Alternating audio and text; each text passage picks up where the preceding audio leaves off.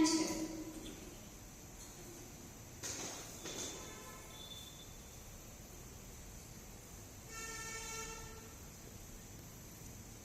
આધુનિક યુગમાં દીકરો કે દીકરીને ઈસુ સુધી પહોંચાડવાની જરૂરત છે.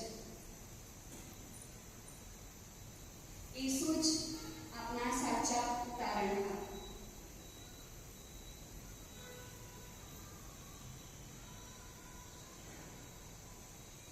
જીવનનું સાચું કારણ મારો દીકરો જ છે. પવિત્ર મરિયમ પોતાના દીકરા સાથે જન્મથી ક્રૂસ પરના મૃત્યુ સુધી માતા મરિયમને માના પામેલા મળ્યા છે. એ વખતે આપણી આસપાસ સૌ માતાઓનું માન ના જાણવું હોય, વિશેષ કરીને આપણી માતાનું માન ના જાણવું હોય, માતૃ સ્વરૂપ બીજી સ્ત્રીઓનું માન ના જાણવું હોય, તો ઈશ્વરને એના હાજરના સૌને આભાર માફી માંગીએ.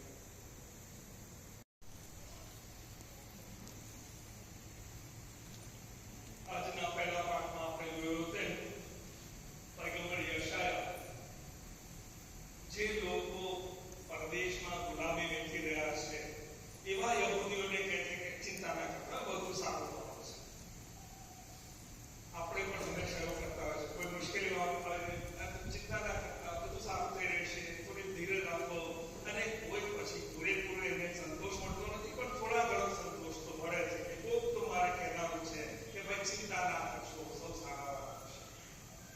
પણ આજનો પહેલો પાઠ જે બતાવે છે સેજ જુદું છે. માત્ર ચિંતા ના કરશો એવું નથી કહ્યું, કેમ ચિંતા ના કરવાની વાત કરે છે એ બતાવે છે. પૈગંબર યશાયા શું કહે છે?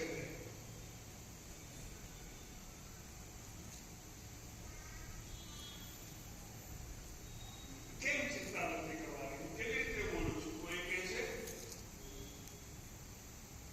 પ્રભુના પ્રાણનો મારામાં સંચાર થયો છે. પ્રભુના પ્રાણનો મારામાં સંચાર થયો. એટલે હું નથી કહી રહ્યો, પ્રભુ કહી રહ્યા છે. અને પ્રભુ કહી રહ્યા છે એટલે તમે પૂરો વિશ્વાસ રાખી શકો, પૂરી આશા રાખી શકો કે ખરેખર એક દિવસ સૌ સારાવાના થશે. એની વાત એમણે કરી છે. પણ એ સારાવાના કરવા માટે શું કરવાનું છે? પેલી આશા તો બંધાવી, પણ એ આશા માટે આ પંજોડીને બેસી નથી રહેવાનું. અને એ આશા બંધાવી શાને માટે આશા બંધાવી છે? તો કહે છે એ પ્રદેશમાં ગુલામી વેઠી રહ્યા છે. એને શું કહે છે? મારે શું કરવાનું છે? મારે બીજાઓને સારા સમાચાર આપવાના છે. દિન દુખિયાને મારે શુભ સમાચાર સંભળાવવાના છે. ભાગેલા હયાને ઘા મારે રોજવાના છે. કેદીઓને છુટકારાની અને બંધીઓને મુક્તિની જાહેરાત મારે કરવાની છે. એટલે બીજાને આશા બંધાવી, આપણે બધા સાથે મળીને એકબીજાને આશા બંધાવતા રહીએ તો વાસ્તવમાં એ આશા સાચી પડે, મનમાં શાંતિ આવે. એની વાત આજના પહેલા પાઠમાં આપણે આગળ કરવામાં આવે છે. પણ એ પ્રકારની વાત કર્યા પછી આગળ ઉપર આપણે જોઈએ તો માતા મરિયમ એને હજુ આગળ લઈ જાય છે. કેમ આશા રાખી શકાય? શું કરવાનું છે? તો એની વાત માતા મરિયમ આપણે આગળ કરે છે. એ શું કહે છે કે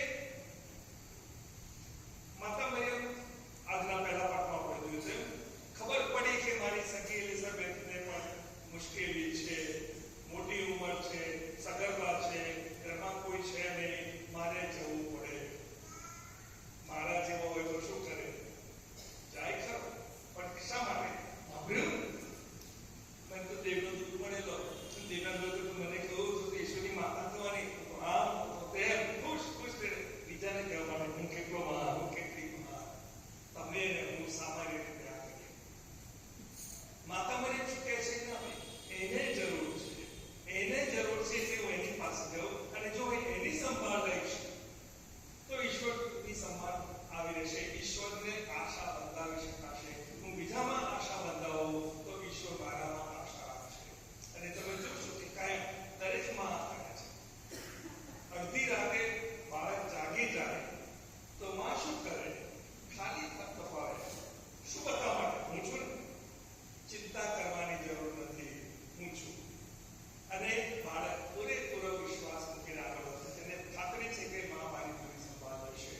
એટલું જ નહીં, દિવસમાં તમે જો મમ્મી સાથે છોકરું ક્યાંક નીકળ્યું હોય ને પછી તારા મમ્મીને ના જોયે તો તરત જ રડવા મળશે, મમ્મી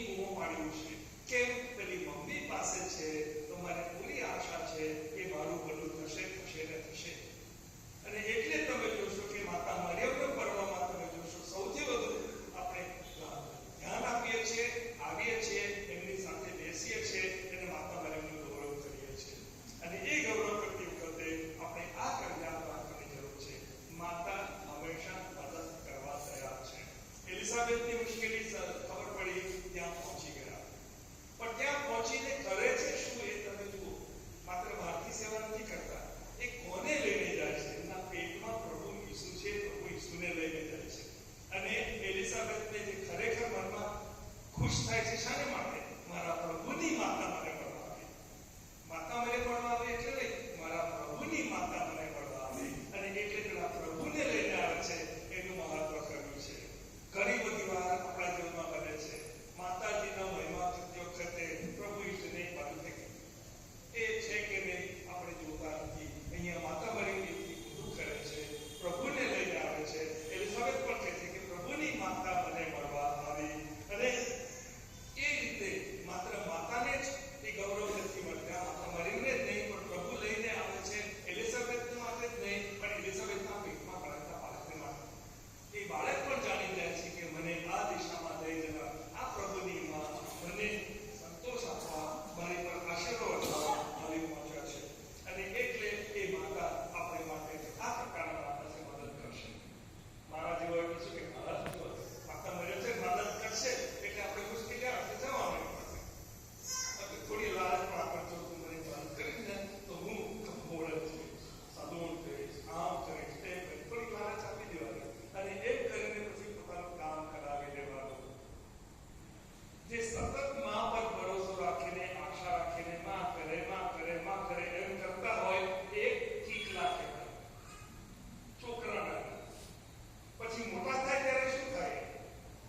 બીજાને મદદ કરતા તમે જો માની પાસે તો કશું હોય નહીં, બીજાને મદદ એટલે ખબર પડે એના મનમાં છે કે જો પેલો ભાઈ છે ને એને મુશ્કેલી છે, પેલી બેન છે ને એને મુશ્કેલી છે, એની પાસે તો કશું છે નહીં એટલે શું કરશે? ખમતીદાર ભાઈ હશે, ખમતીદાર જે બેન હશે એને જઈને કહે છે કે તારા ભાઈ છે ને એને આટલી મુશ્કેલી થોડી વાત કર, તારી બેન છે ને એને આ મુશ્કેલી છે, જાણે એને કહે ખમતીદાર જે હશે એને કહેશે. તો માતા મરિયમ પાસે આપણે આવીએ ત્યારે માત્ર આશા મને કંઈક મળશે એટલી આશા નહીં, એ મને એમ પણ કહેશે કે ભાઈ તું મારો દીકરો છે ને, તું મારી દીકરી છે તો ચાલ મારી સાથે મારી જેમ બીજાની પણ સેવા કર. અને એ રીતે આગળ વધી શકાય. અને તમે જોશો કે આ આપણા રોજિંદા જીવનમાં પણ સાચું છે. ગાડીમાં મુસાફરી કરતા હોઈએ તો ઈશ્વરી નથી થવા માટે પ્રેક્ટિકલ વધારે મહત્વનું, એને પગલે પગલે ચાલવું એ આપણા માટે સૌથી મહત્વની બાબત બની રહે. એ બીજી વાત મહત્વનું છે પ્રેક્ટિકલ. માતા મરિયમને જુઓ શું કરવું છે અને એ પ્રેક્ટિકલમાં કેટલી મુશ્કેલી આવે છે એ રીતે આપણે સમજવાનો પ્રયત્ન કરીએ. દેવદૂત આવે છે મહાદૂત ગાબ્રિએલ અને પુત્ર સ્વીકારે. અને આ કયા જમાનામાં માતા મરિયમ સ્વીકારે છે? જે જમાનામાં કુંવારી છોકરી જો ગર્ભવતી થાય તો એને ઈટાળી કરવાનો રિવાજ હતો. આપણે બહુ મોટું સહન કરવાની તૈયારી હતી, મરવાની તૈયારી રાખવાની હતી. જાહેર થઈ જાય તો મરવું પડે એવું હતું. અને ત્યારે એ વખતે માતા મરિયમ કહે છે મારી વાણી મારે વિશે બોલો. સાક્ષાત દિલથી એ માતા મરિયમ સહન કરવાની તૈયારી બતાવે છે. પ્રભુની વાણી જે દિશામાં લઈ જાય એ દિશામાં જવાની તૈયારી બતાવે છે. અને એટલે એ સાચા અર્થમાં પ્રભુના માતા બની રહે છે. અને આપણે બધાને માટે આશા બની રહે છે. આ દિશામાં આગળ વધે એના જીવનમાં આશા હૃદય સુધી જાય કે આ દિશામાં લઈ જઈને માતા મરિયમ આપણને પ્રભુની ભેટ આપે છે. આખી દુનિયા મને મોટી કરવા છે, આખી દુનિયા મારું ગૌરવ કરશે. કેમ? કે પ્રભુએ મારે માટે મહાન કાર્ય કર્યા છે. બધા મારું ગૌરવ કરશે કેમ કે પ્રભુએ મારે મહાન કાર્ય કર્યા છે. અને એટલે સૌને બીજાને પણ એમાં સહભાગી કરે છે. આ માત્ર મારું કામ નથી, બીજાએ પણ એમાં મદદ કરે છે. આપણે ઈશ્વરને તો મદદ કરીએ એટલે એમને કહીએ પણ સાથોસાથ આપણી આસપાસ આપણા માતા પિતા, આપણા શિક્ષકો, આપણી સાથે સહાધ્યાયીઓ અનેક લોકો આપણને અનેક રીતે મદદ કરે છે. એ બધાની સાથે પણ આપણે આ રીતે આગળ વધતા રહીએ તો પેલી આશા રાખી શકીએ. આખું વર્ષ જ આપણા દિવંગત વડા ધર્મગુરુ ફ્રાન્સિસ ગોવેલ આશાના યાત્રી યાત્રી શબ્દ બહુ સરસ વાપરે છે. એ માત્ર આપણે મુસાફરી નથી કરતા, યાત્રા છે. અને યાત્રાનું લક્ષ્ય શું? ઈશ્વરને પામવાનું. અને એ દિશામાં સતત આગળ વધતા રહેવું પડે. અને છતાં તમે જોશો કે આપણા રોજિંદા જીવન શું હોય છે? નાની નાની આશાઓ, છોટી છોટી આશા. અને નાની નાની આશાઓમાં પછી શું થાય છે? આપણા કવિ કલાપી બહુ સરસ રીતે કહી રહ્યા છે. એ કહે છે આશામાં અમર સુખતે તૃપ્તિમાં કેમ છે ના રે તો એ સૌ મંજુ કરતા તૃપ્તિની કેમ આશા. આપણે આશા રાખીએ એમાં બહુ મજા આવે છે પણ પછી આશા પૂરી થાય એટલે આગળ વધતા રહે છે. કેમ આવું થાય? એટલે સંત અગસ્ત્યન એના વાત આપણને સરસ રીતે કહે છે કે હે પ્રભુ, તમે અમને તો તમારા માટે બનાવ્યા છે, અને જ્યાં સુધી અમારા અંતર તમારામાં વિરામ નહીં કરે ત્યાં સુધી એને શાંતિ મળવાની નથી. એ અમર આશા, એ દિશામાં આગળ વધવા માતા મરિયમ આપણને એ કહી રહ્યા છે. પ્રભુ કે એ દિશામાં જાઓ, એમની દિશામાં જશો, એ કે એમ કરશો તો તમારા જીવનમાં શાંતિ આવશે. અને એને માટે હું તો બેઠી છું, એ માતાની વાત, હું બેઠી છું, હું અહીંયા છું, હું તમારા માટે નક્કી કરીશ, તમારે એ કે પ્રમાણે નક્કી કરીશ. ઈશ્વર આપણે સૌને એ દિશામાં લઈ જાય એ માટે આજે આપણે પ્રાર્થના કરીએ. આપણું જીવન સરળ બનાવે છે, પરંતુ જો આપણે તેનો યોગ્ય ઉપયોગ કરીએ તો તે આપણે આશીર્વાદ કરે છે. કેડેટ્સ દ્વારા અમે જ્ઞાન મેળવીએ છીએ, એકબીજાથી જોડાઈએ છીએ અને સાચા સંદેશો વહેંચી શકીએ છીએ. આજે માતા મરિયમની નોવેનામાં અમે નક્કી કરીએ છીએ કે કેડેટ્સનો ઉપયોગ માત્ર મનોરંજન માટે નહીં, પરંતુ પ્રભુની મહિમા માટે કરીએ. માતા, અમારા દાનને સ્વીકાર કરી માર્ગદર્શન આપો કે ઇલેક્ટ્રોનનો ઉપયોગ સારા કાર્ય માટે કરીએ.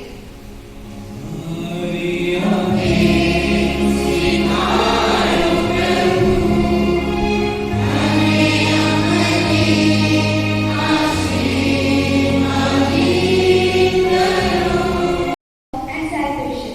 It teaches us that true strength comes through faith, humility, and surrender to God's will. Mother Mary, help us carry our daily crosses with courage and guide us closer to your Son Jesus. For this we pray.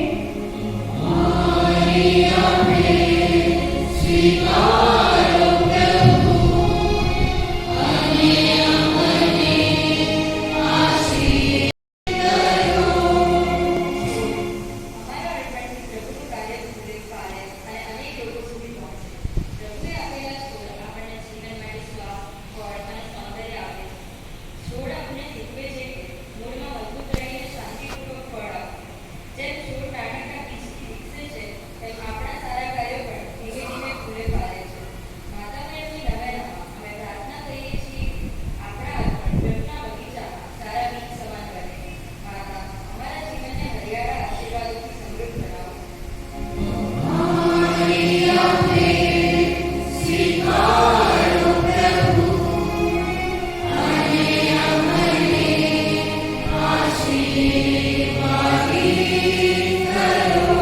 અંધકારને દૂર કરતી લાઇટની શ્રેણી આપણને યાદ અપાવે છે કે પ્રભુ એક જ સાચો પ્રકાશ છે. જેમ દરેક દીવો સાથે મળી ઉજાસ આપે છે, તેમ આપણે સૌ પ્રભુ સાથે મળી વિશ્વમાં સારા કાર્ય કરી શકીએ. લાઇટ અમને શીખવે છે કે નાનો પ્રકાશ પણ મોટા અંધકારને હરાવી શકે છે. માતા મરિયમની નવેનામાં આવતા અર્પણ આપણા જીવનના પ્રકાશ સમાન બની પ્રભુની મહિમા ફેલાવે છે. માતા, અમને માર્ગદર્શન આપો કે હંમેશા પ્રકાશમાં ચાલીએ અને બીજાને ઉજાસ આપીએ અને રોશની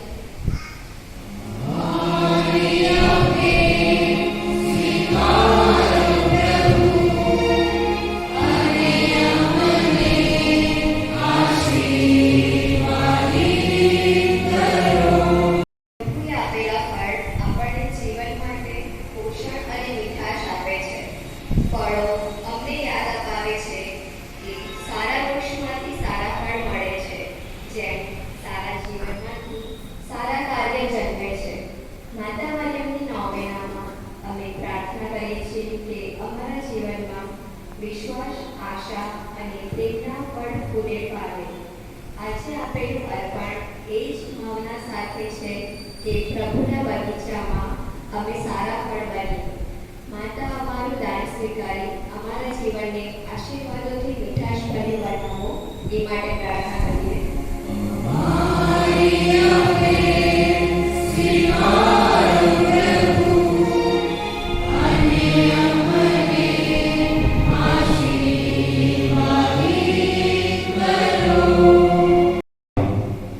O Lord God, in and with this gift of bread and wine, the product of human labor, we offer you our daily work, and as it is your will to transform the bread and wine into the body and blood of your Son Jesus Christ. So we ask you also to transform our work that it may be better contribute to your saving purpose, to your praise and glory, for which we pray.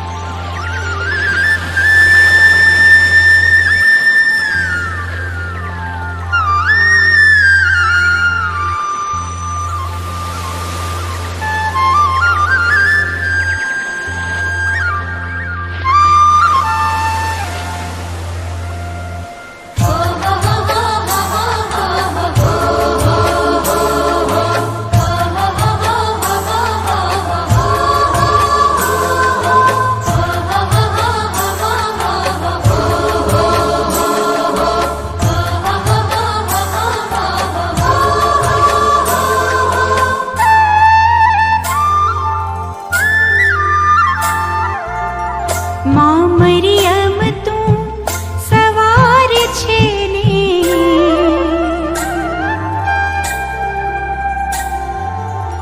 જળહળ સૂરજ તે ઈસુરે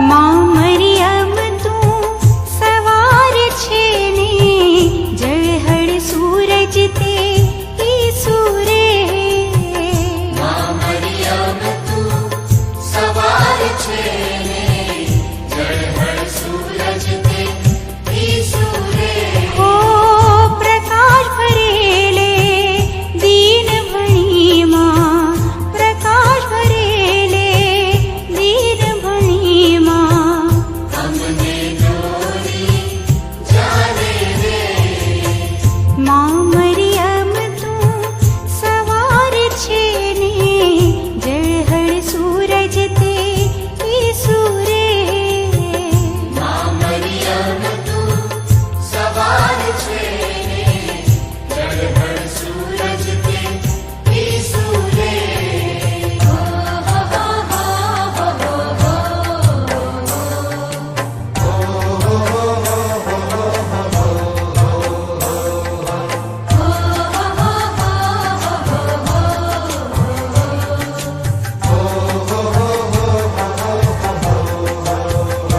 તું ધરતી માહે મૂળ છે ને ઘેઘુર ચાળતે ઈસુરે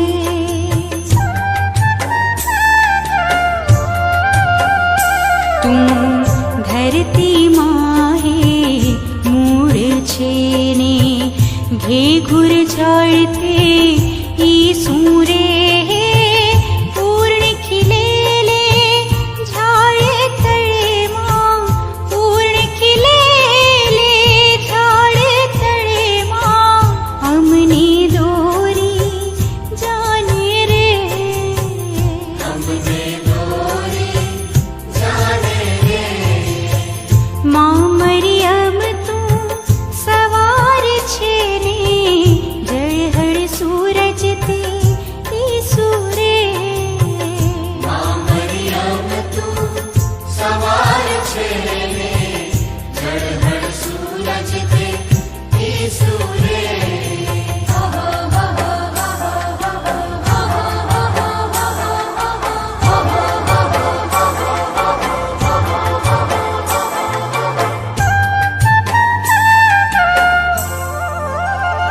તું મગ મગ મહેક્યું ફૂલ છે ને પ્રગટ્યું ફળ ત્યાં ઈસુરે